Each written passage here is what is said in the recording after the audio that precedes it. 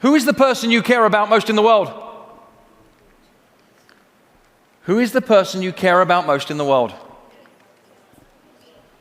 If you're in any doubt, remember the high school photo, 300 faces wide. What was the first face you looked for? That was you. You and only you. I shared this point in a small audience of around 4,000 people a few months back. This idea that you are the most important person in your life. And you know when you're sharing an idea with people and you can see somebody in an aisle, big conference room environment, you see somebody in the aisle like they're really agitated by what you're sharing. She didn't like this idea one bit. She would get hella mad. I'm sharing this point that you are the most important person in your life. She pissed. And you could see when somebody's getting really fidgety and she's like going to stand up and heckle. I'm like, what's going to happen here? So she finally stands up in the row and here's what she shouts at me. She was so mad. She shouts at me, she says, I am not the most important person in my life. My children are the most important people in my life, and she meant it. I'm in trouble now, right? This is quite a heckle in a 4,000 person audience. So the brain kicks in, it's like what to do, what to do, what to do, what to do, what do I do, what do I do, what do I do, what do I do? So in a very short period of nanoseconds, I come back with what I believe to be a very kind response. And I'm trying to help the young lady out. So I whisper, because I don't want everybody to hear in front of 4,000 people. I whisper through a microphone. I whispered back to her after she said that her children are the most important person in her life. I whispered back to her, I said, that's because they are yours. And she shuffled back to her chair, sat back up, got a note back, and got into it. You are the most important person in your life. You wouldn't exist today if that wasn't true. None of us would. The reason we're all here on this planet is because one thing that makes us fundamentally human is we know how to take care of ourselves. And we know how to trigger fight or flight. We know how to look after ourselves. It's in our DNA. It means that if we want to be empathetic, you've got to flick a switch. You've actually got to consciously decide that somebody else is more important than you.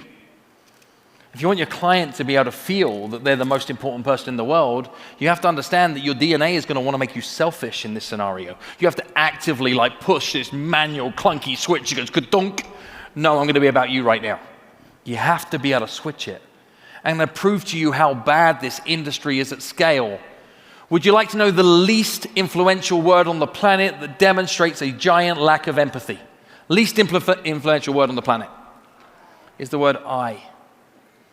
Now revisit your last 100 sent emails and text messages and your smart plans and all of your communications that you share with other people and see how often that you use the least influential word on the planet. Worse than that you often include another non-persuasive word, which is the word just, which is an abbreviation for the word justify. I was just. I mean, how many times are you justing all over people? Stop it, it's disgusting. While we're on the topic of disgusting, here are some other words that need to be banned from your vocabulary across the industry at large. One is checking in. It's the worst. No, it's not. There's worse. Following up. Who wants to be followed up? Any parents in the room, would you love it if there was somebody following up your children? You'd call the police. And worst of all, stop touching people's bases. It is inappropriate. We have to demonstrate empathy. There's a button that lives inside the mind of every decision maker on the planet. And that button that lives inside the mind of every decision maker on the planet is a button I've learned to call the show me that you know me button.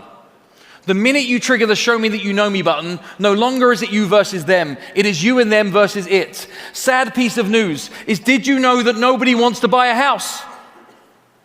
0 people want to buy a house. None. Did you also know that nobody wants to sell a house? People want to buy a house because. People want to sell a house because.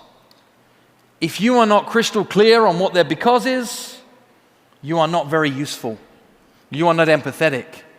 You can be a market analysis and a statistic provider. You can know the insides out of the transactional process. And I promise you this, within a matter of days, weeks, or months, those skills will be delivered better by a piece of technology.